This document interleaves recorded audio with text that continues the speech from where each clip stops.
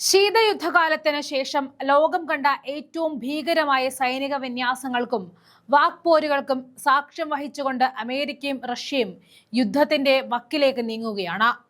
Ukraine മണ്ണിൽ പരോക്ഷമായി നടന്നുകൊണ്ടിരുന്ന പോരാട്ടം ഇപ്പോൾ നേരിട്ടുള്ള ഒരു ആഗോള ഏറ്റുമുട്ടലിലേക്ക് മാറുമെന്ന ഭീതിയിലാണ് ലോകരാജ്യങ്ങളുള്ളത്.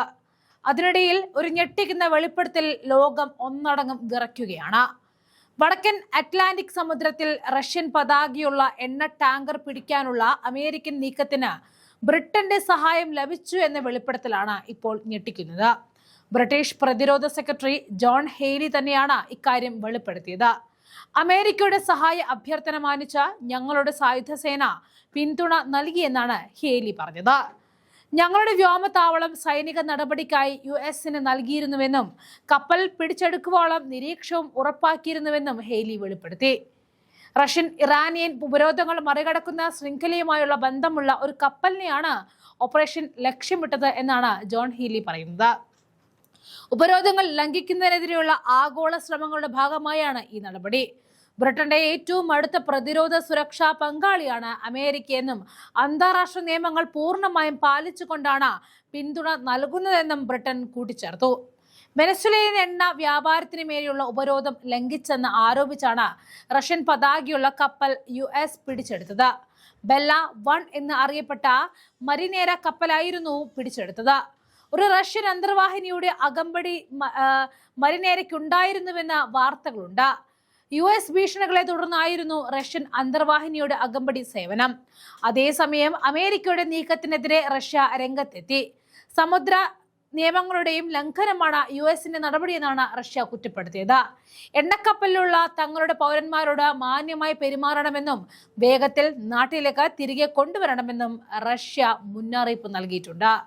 അതേസമയം ഒരു ഭൂഖണ്ഡം ഒന്നടങ്കം പ്രഖ്യാപിക്കുന്ന അഭിമാനത്തിന്റെ ഇടിമുഴക്കമാണ് ലാറ്റിൻ അമേരിക്കയ്ക്ക് നേരെ ഉയരുന്നത്. വെനസ്വേലൻ പ്രസിഡന്റ് നിക്കോളസ് മഡോറയ്ക്ക് നേരെ അമേരിക്കൻ സൈനിക അധികാരം നടത്തുന്ന ഓരോ നീക്കവും ആ മണ്ണിലെ പഴയ മുറിവുകളെയാണ് വീണ്ടും കുത്തിനോവിക്കുന്നത്. പക്ഷേ ചരിത്രത്തിൽ നിന്നും പാഠം ഉൾക്കൊണ്ട ലാറ്റിൻ അമേരിക്ക ഇന്ന് പഴയതുപോലെ നിസ്സഹായമല്ല. വടക്കൻ ശക്തികളുടെ അധിനിവേശ മോഹങ്ങൾക്ക് മുന്നിൽ തലകുനിക്കില്ല എന്ന് ഉറക്കെ പറയുന്ന ഈ ചുവപ്പൻ മണ്ണ് രാഷ്ട്രീയ ബോധത്തോടൊപ്പം തന്നെ കരുത്തുറ്റ സൈനിക ആത്മവിശ്വാസവും കൈവശമുള്ള ഒരു ശക്തി കേന്ദ്രമാണ്.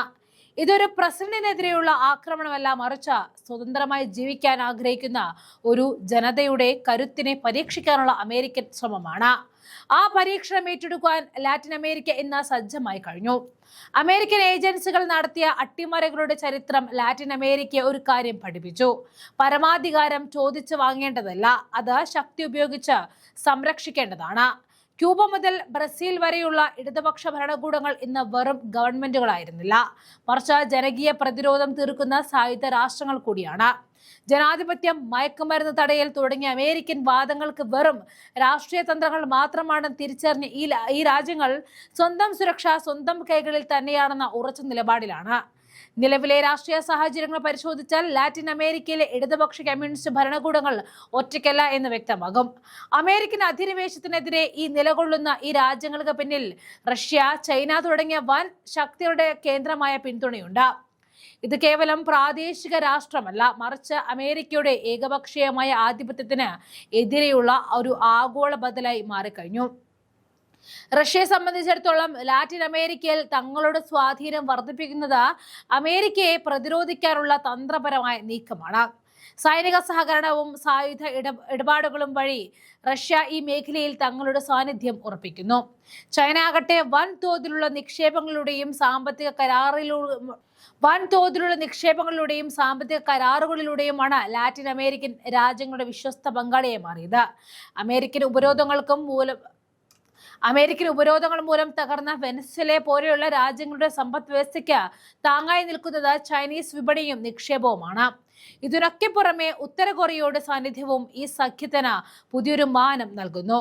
പരമ്പരാഗതമായ നയതന്ത്ര ബന്ധങ്ങൾക്കപ്പുറം സാമ്രാജ്യത്വ വിരുദ്ധ പോരാട്ടങ്ങളിൽ പരസ്പരം സഹായിക്കുന്ന ഒരു പ്രതിരോധ സഖ്യം ഇവിടെ രൂപപ്പെടുന്നുണ്ട്. സൈനിക സാങ്കേതിക വിദ്യ കൈമാറുന്നതിലും അന്താരാഷ്ട്ര വേദികളിൽ പരസ്പരം പിന്തുണയ്ക്കുന്നതിലും ഈ രാജ്യങ്ങൾ ഒരേ നിലപാടാണ് സ്വീകരിക്കുന്നത്.